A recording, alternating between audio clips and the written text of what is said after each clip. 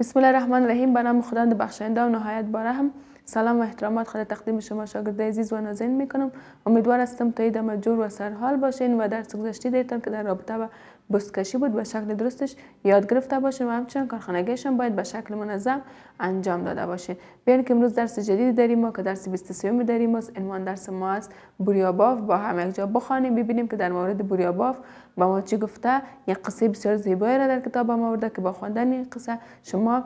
بیشتر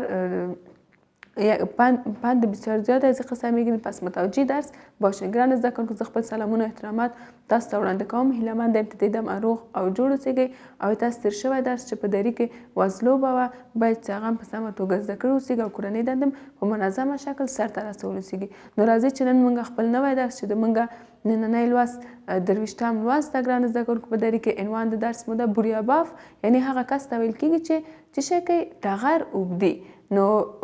راځئ چې د نن درس په ویلو به تاسو بوریاباف هم وپېژنئ، د دې درس په هکله به هم پوه شئ. نو لاړ به سو د کتاب لور ته. تاسو پاملرنه ګرانو زده کوونکو غواړم پاملرنه مو کوئ تر څو نننی درس په سمه توګه زده کړئ. شاگرد عزیز میریم به درس خود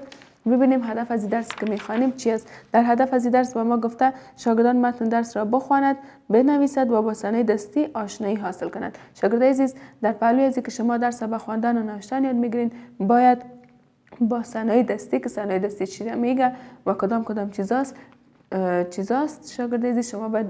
در رابطه با او هم آشنایی حاصل کنید که با خواندن درس امروزی شما حتما آشنایی حاصل میکنید و در موردش هم میفهمین. نو ګرانه زده کوونکو د درس موخه ته ولاړ سو. د موږ د درس موخه دا ده چې زده کوونکي د باید متن په لوستلو او لیکلو زده ولري او د دې ترڅنګ لاسي صنایع ګرانه زده کوونکو په لاسي صنایع باندې باید څه شی آشنایي ولرئ، یعنی وی پیژنئ چې لاسي صنایع چی ته ویل کیږي او کوم شیان ته ویل کیږي. نو د نن درس په لوستلو به تاسو لاسي صنایع هم وپیژنئ. پس شاگرد عزیز بریم به طرف متن خود ببینیم که در مورد متن ما چی گفته. گفته عبدالله یک بوریاباف بود. او از راه فروش بوریا نان شب و روز خود را پیدا می کرد. عبدالله هرچند که باسواد بود اما باز هم علاقه داشت زیادتر وقت خود را به بوریابافی بگذراند. روزی پادشاه از راه می گذشت و متوجه عبدالله شد. با دیدن او از گاڑی پایین شد و نزد عبدالله رفت. پادشاه از این که وی را از راه حلال نان پیدا می کرد خوشش آمد. چون پادشاه پسر نداشت عبدالله را به فرزندی خود قبول کرده و با خود به قصر برد. بعد از مدت عبدالله از قصر ربوده شد. پادشاه از گم شدن پسر خواندهش بسیار ناراحت بود. او به سپاه خود وظیفه داد تا عبدالله را پیدا کند.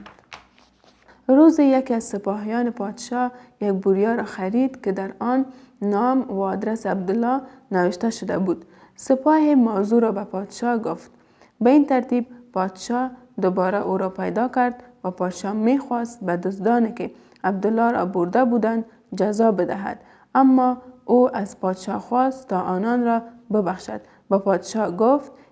اینها حالا دزد نیستند،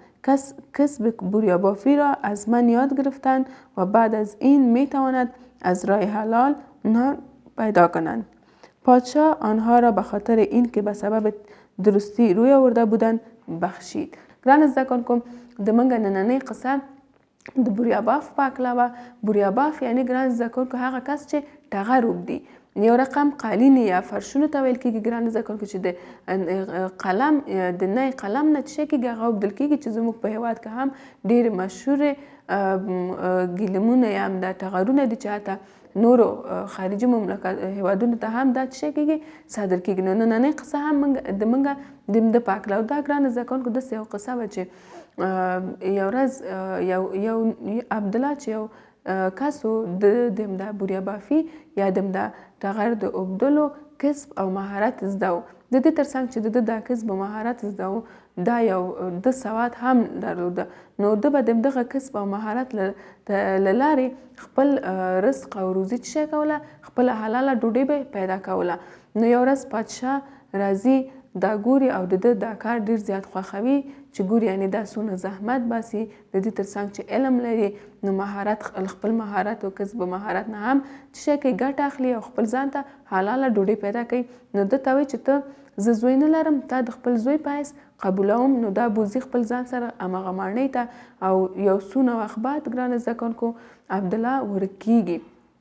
تښتول کیږي نو په دې وخت کې دا پادشاه ډیر زیات اندېښمن کیږي ډیر زیات خفه اوسیږي خپل لښکریانو ته وایي خپل لښکر ته وایي چې تاسې عبدالله ماته پیدا کړئ نو په دې وخت کې د دغه د پادشاه له سپاهیانو نه یو کس یم دلته دا ټغر اخلي کله چې ټغر اخلي هغه کې د عبدالله نوم او پته ګوري نو دا راځي د جریان ټول پادشاه ته وایي چې یعنی ما داسې ټغر واخیستی چې هغه کې د عبدالله پته وه نو د همدغه له طریق نه د همدغه له لارې نه پادشاه بیرته عبدالله پیدا کوي کله چې عبدالله پیدا کوي هغه کس هغه غله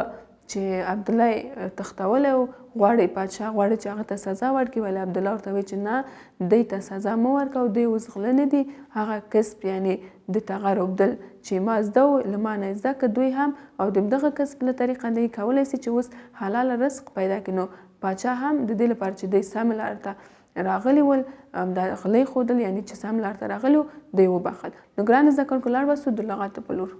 لغات ګرانو زده کوونکو کوم دي بوریاباف هغه کس چې ټغر اوبدي بوریا بیا خپله چې ته ویل کېږي ګرانو زده کوونکو یعنی ټغر راه لاره متوجه پام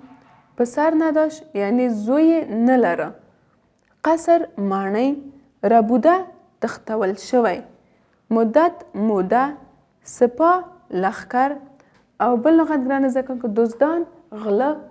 آدرس پته نو هیله یم ګرانو زده کوونکو چې تاسو په دې لغاتو او د دې لغاتو پر معنا پوه شوي اوسیږئ اوس کله چې هغه په سمه توګه خپل په متن کې استعمال کړئ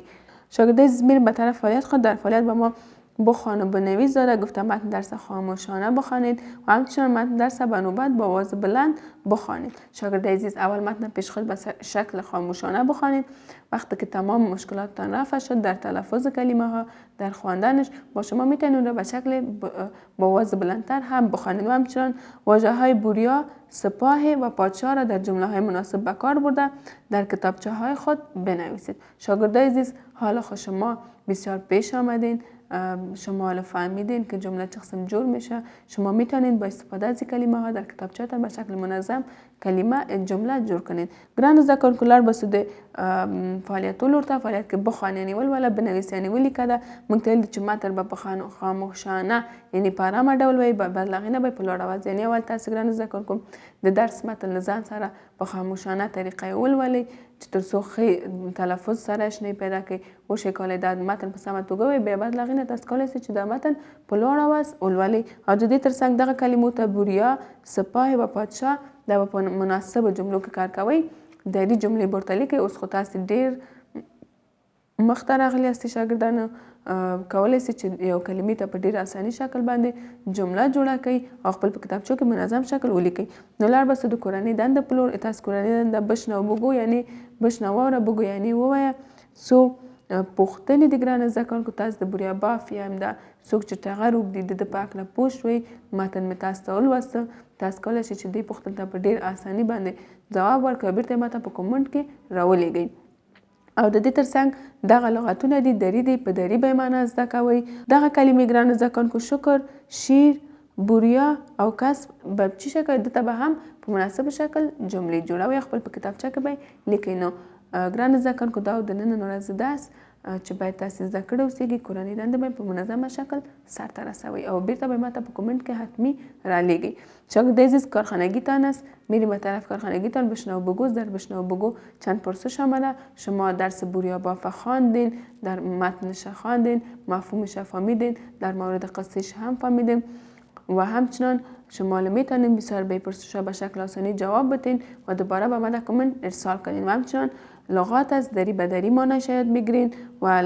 کارخانگی دیجیتال کلمه های شکر شیر بوره و کسب را چی میکنین در جمله های مناسب به کار برده و در کتابچه‌تان به شکل منظم انجام میدین. پس شاگردای عزیز این بود درس امروزی که من بر شما تقدیم کردم. امیدوار هستم از درس امروزی چیزا مخته باشین، کارخانگیتان به شکل منظم انجام بدین. دوباره به من کامنت حتمی ارسال کنید تا ما ببینم که بیشتر علاقه‌مند خواندن درس و انجام دادن کارخانگی است. اگر میخواین شاگرد عزیز از ویدیوهای درسی دیگر ما مستفید شوین،